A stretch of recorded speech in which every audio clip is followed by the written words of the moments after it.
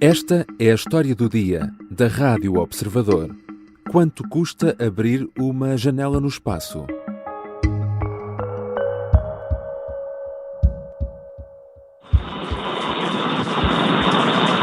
SpaceX. Back at home, we all have a lot of work to do, but from here, Earth sure looks like a perfect world. Parece um mundo perfeito visto do espaço. Não fossem, claro, todas as imperfeições que estão lá embaixo. Ver a Terra a partir do espaço é o que se diria uma visão sem preço. Mas tudo tem um preço. E este foi tão elevado que o multimilionário norte-americano Jared Isaacman nem sequer quis revelar publicamente quantos milhões gastou para financiar a missão que o fez entrar para a história. Foi o primeiro homem que não pertence a um programa espacial de um país a abrir uma escotilha no espaço e a espreitar para fora da nave. O custo estará na casa das centenas de milhões de euros. A missão foi levada a cabo pela SpaceX, do empresário Elon Musk, e representa mais um marco na exploração privada do espaço. Que avanços é que esta missão trouxe e o que é que promete para o futuro da exploração espacial? Vou falar com José Augusto Matos, astrónomo e divulgador científico. Eu sou o João Santos Duarte e esta é a história do dia de sexta-feira, 13 de setembro.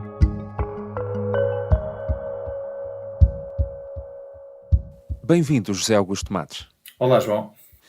Nós os dois não assistimos à missão Apollo 11, que colocou o primeiro homem na Lua, com muita pena nossa, não é? Ainda não éramos nascidos, mas em compensação estamos aqui a assistir a uma nova era da exploração espacial.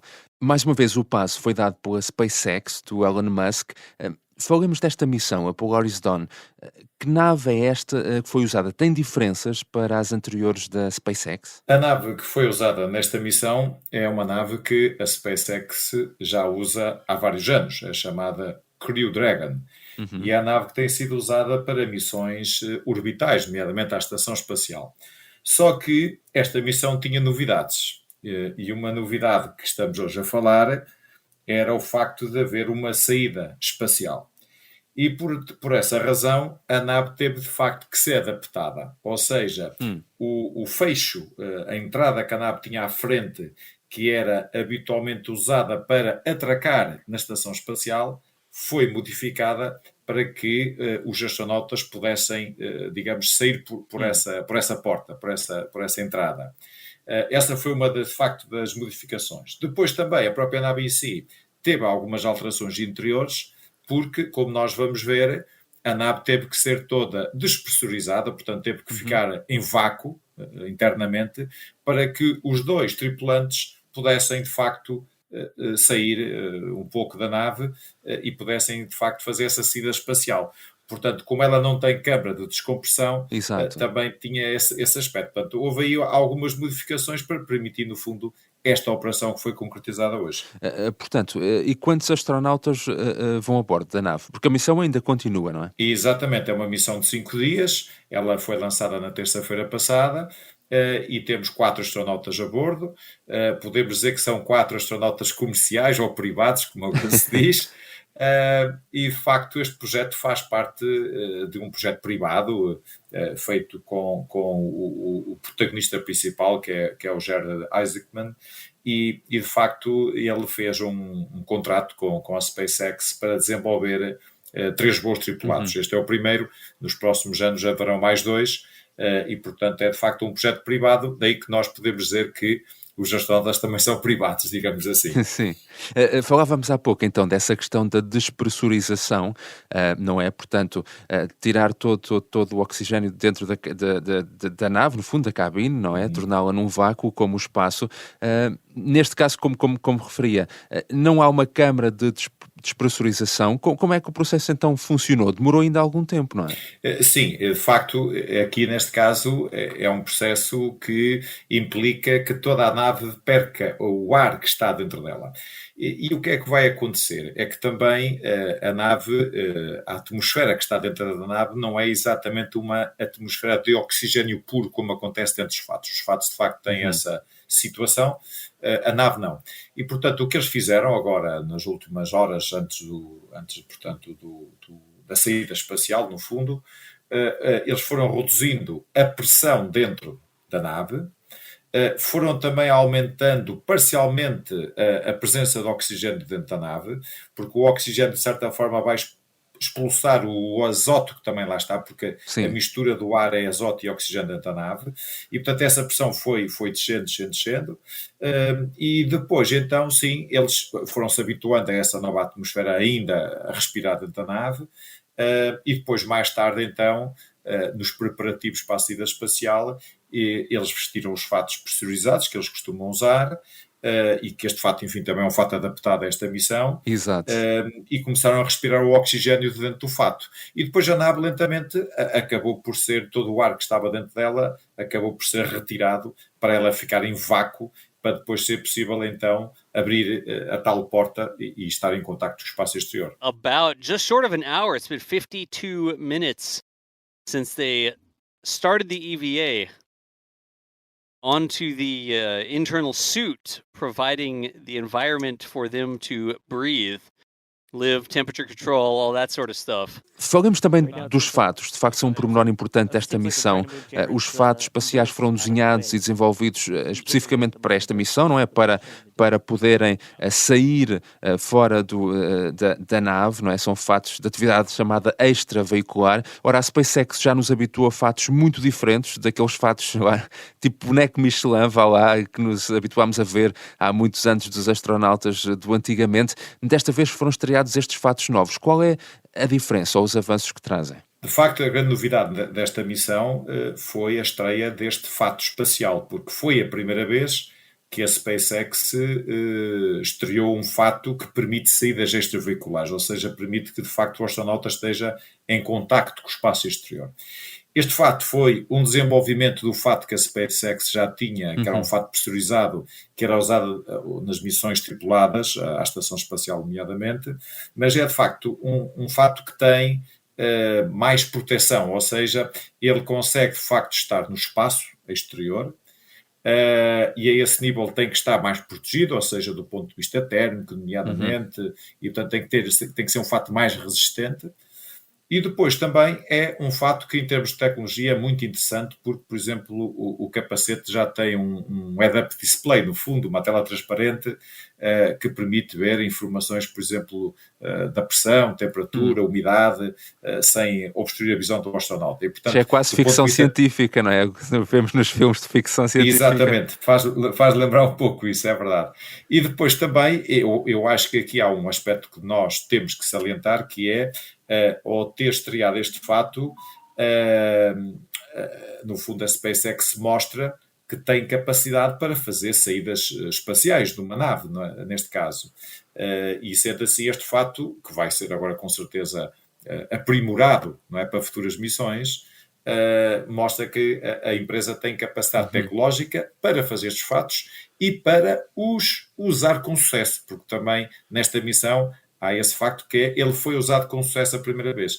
E, portanto, isto também é um bom sinal para a empresa e é um sinal que ela no futuro poderá, por exemplo, em missões lunares ou até em missões marcianas, de facto ter aqui uma capacidade própria de fabricar fatos. E o que de facto continua a impressionar é que, como referíamos, é mais resistente, mas continua a ser um fato, pelo menos a olho nu, muito fino, não é? Pelo menos... Sim, é verdade. De facto, ele, como é uma evolução do outro que eles usavam já nas missões tripuladas, Exato. Eles aqui, o que é que eles fizeram, como eu há pouco referia, foi tentar protegê-lo, no fundo, ou seja, ele tem uma armadura feita de tecido, não é? E depois também tem, obviamente, a capacidade de permitir que o Jota se consiga mexer, porque digamos que o astronauta para se mexer dentro de um fato destes não é fácil. Aliás, ele tem uma pressão e usa oxigênio justamente para ter uma pressão interna mais baixa que o habitual, e desse ponto de vista ele tem de facto estar, vamos lá ver, além de proteger o astronauta do espaço vazio, do espaço exterior, também tem que dar ao astronauta alguma mobilidade, em termos de movimentos do próprio corpo do astronauta. E ele aqui também conseguiu isso, e portanto eles mostraram nesta caminhada que foi feita, mostraram que o facto funciona, e desse ponto de vista, como eu dizia, é muito interessante porque mostra que a empresa tem capacidade para fazer este tipo de fatos e consegue produzi-los e ter sucesso na sua utilização. I know to the untrained people, you guys don't know that much about space. It's like, oh, you just poked his head out. What's the big deal? That is an incredibly dangerous thing to do. 2 dos astronautas chegaram a sair da cápsula, os outros 2 ficaram sempre no interior, mas não foi propriamente um passeio espacial completo, certo? Ou seja, nunca saíram totalmente da Dragon Crew. Corretíssimo. Ou da Crew Dragon. Exatamente, ou seja, esta saída é feita com o astronauta preso numa estrutura que está nessa entrada da nave, e no fundo esta saída também nunca seria provavelmente uma saída muito para fora da nave, porque aqui a ideia era experimentar o fato, ou seja, estando o fato em contacto com o espaço exterior, saber se o fato funcionava bem, se tinha problemas. No fundo era uma experiência relativamente à questão do fato, e sendo assim não era necessário arriscar muito. E, portanto, eles ao terem, os 2 que estiveram cá fora a espreitar, vamos assim dizer, ao terem estado presos à nave, de facto, mostraram que o fato funcionava sem arriscar muito, porque realmente, como era a primeira vez, é também preciso ter cuidado e, digamos, não arriscar muito neste tipo de experiências, vamos assim dizer. Esta missão, de resto, estabeleceu vários recordes. Para além de ser o primeiro passeio espacial privado, em termos de distância, pelo que percebo, foi muito acima daquilo que é a órbita da Estação Espacial Internacional, por exemplo, e desde o programa Apollo 11, que falávamos na abertura, que já não íamos tão longe no espaço, certo? É verdade, ou seja, esta nave também mostrou aqui uma coisa interessante, que é, além de ter a capacidade de operar em órbita, como já tinha acontecido no passado, porque é uma nave que já tem alguns anos de operação, mostrou também que é capaz de ir mais longe do que uma nave normal desta categoria. E de facto ela conseguiu estabelecer um recorde orbital, ou seja, chegou aos 1400 km de altitude, e como tu referias, de facto a estação espacial está numa órbita muito mais baixa, e desde as missões Apollo que não tínhamos humanos tão distantes da Terra, e isso de facto aconteceu com esta missão, e portanto aí também há que salientar esse aspecto curioso no fundo, e que mostra a capacidade que a nave tem de operar em órbitas mais elevadas. Esta saída espacial, no entanto, foi feita numa altitude mais baixa, na casa dos 700 km, o que mesmo assim também foi novidade, porque até hoje praticamente não tinha acontecido um astronauta espreitar para o espaço exterior a uma altitude tão elevada como foi o caso desta saída.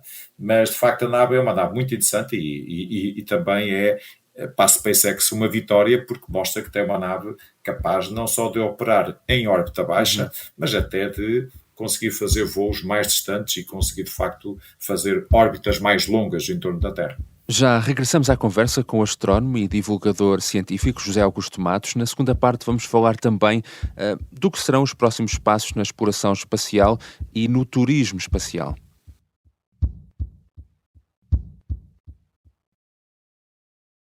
Estamos de regresso à conversa com José Augusto Matos. Ora, mais uma vez é a SpaceX a fazer a história. Isto mostra que a empresa de Elon Musk está, para usar também a linguagem, enfim, um pouco do espaço, muitos anos-luz à frente das outras neste campo da exploração espacial, não? É verdade, e acho que a comparação está muito bem feita, porque a SpaceX, neste caso, mostra que é capaz de fazer missões que até hoje não tinham sido feitas nestes moldes que nós estamos a assistir. E, nomeadamente, eu acho que por estes dias, depois do que aconteceu com a nave Starliner da Boeing, que esteve na Estação Espacial há poucos dias atrás e que regressou na passada sexta-feira sem ninguém lá dentro, deixando os seus tripulantes na estação até fevereiro, e que vão, no fundo, ser, de certa forma, resgatados por uma nave da SpaceX, o que também não deixa de ser curioso. O que é irónico, não é? Um pouco cómico. De facto, a SpaceX, com esta missão, mostra que é capaz de desenvolver missões mais complexas. Mostra também que tem uma nave tripulada, nesse caso a Crew Dragon, que é uma nave bastante capaz, bastante versátil, no fundo pode ser adaptada, por exemplo, a este tipo de missão com uma saída para o espaço exterior. Sim. E eu acho que isto, para o currículo da SpaceX, estes sucessos atingidos são ótimos e dão uma grande credibilidade à empresa. Não só na questão da nave, na questão do fato, já não falo na questão do lançador, do Falcon 9, que foi usado nesta missão também, e também queria aqui um aspecto bastante interessante que nós podemos falar rapidamente, que é esta missão é uma parceria privada entre a SpaceX e um milionário americano, e isto mostra que a SpaceX tem capacidade de desenvolver estas missões com parceiros privados, ou seja, investidores que de facto tenham dinheiro e que queiram desenvolver voos tripulados com a SpaceX, têm aqui de facto um excelente parceiro e um parceiro credível. E portanto eu acho que isso também será uma vertente que a SpaceX no futuro irá aproveitar, porque realmente mostrou com esta missão que é um parceiro confiável e credível. Este é de resto mais um grande salto no turismo espacial. Quais é que poderão ser os próximos passos no futuro?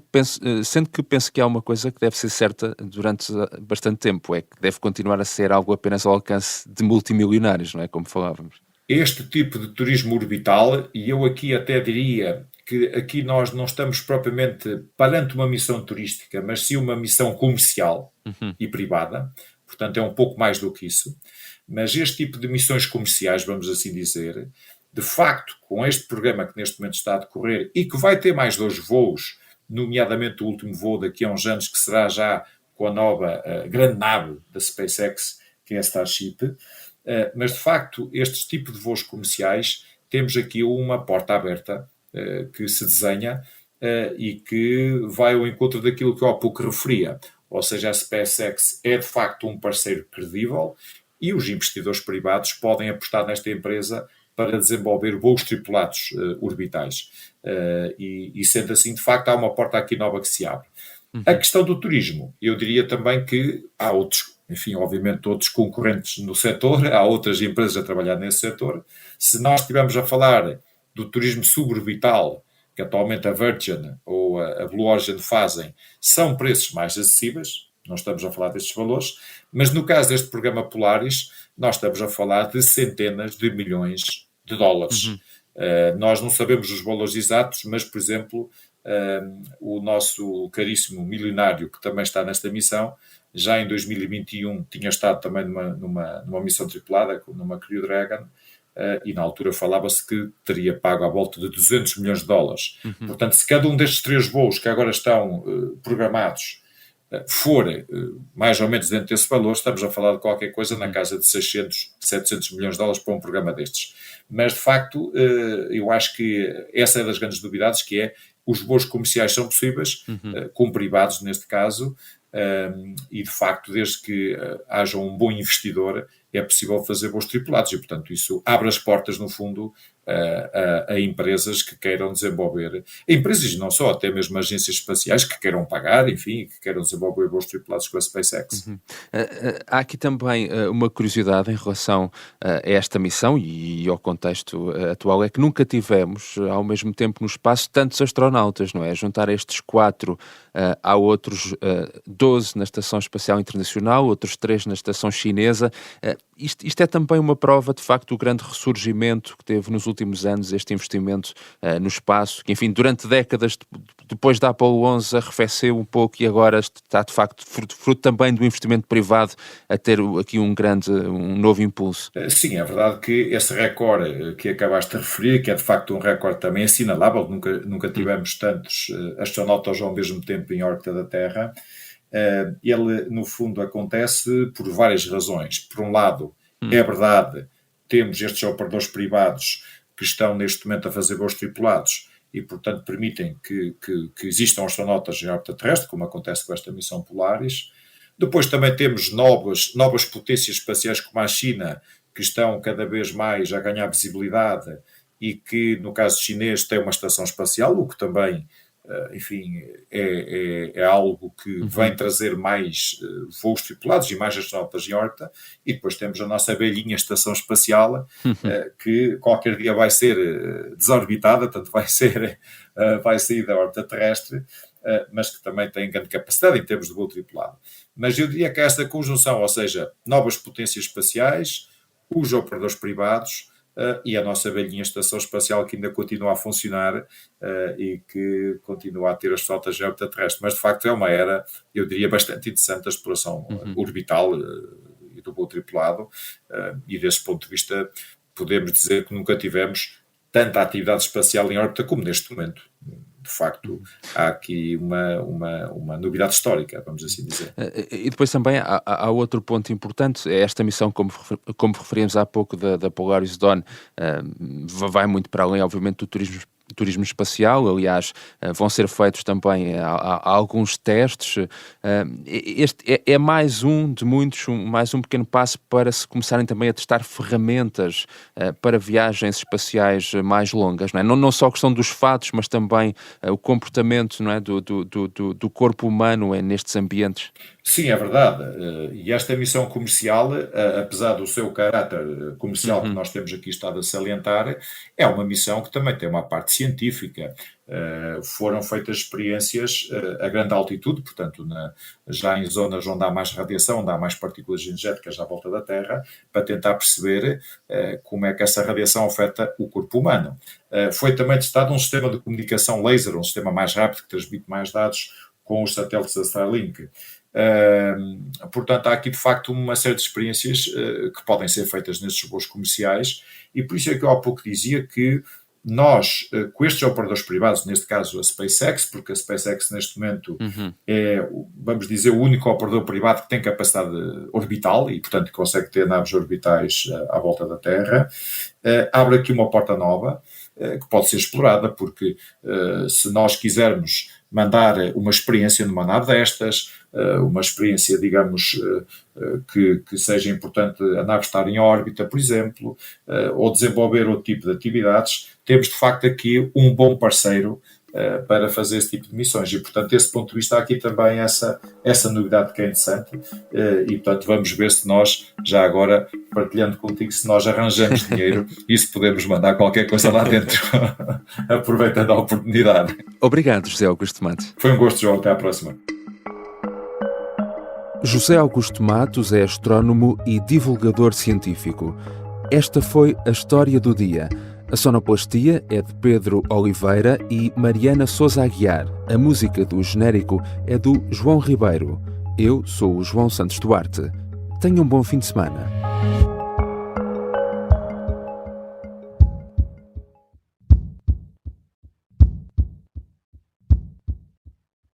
Se gostar deste podcast, pode seguir, dar 5 estrelas e comentar o episódio na Apple Podcasts ou no Spotify. Pode também subscrever e gostar no YouTube. Assim recebe uma notificação sempre que houver um novo episódio.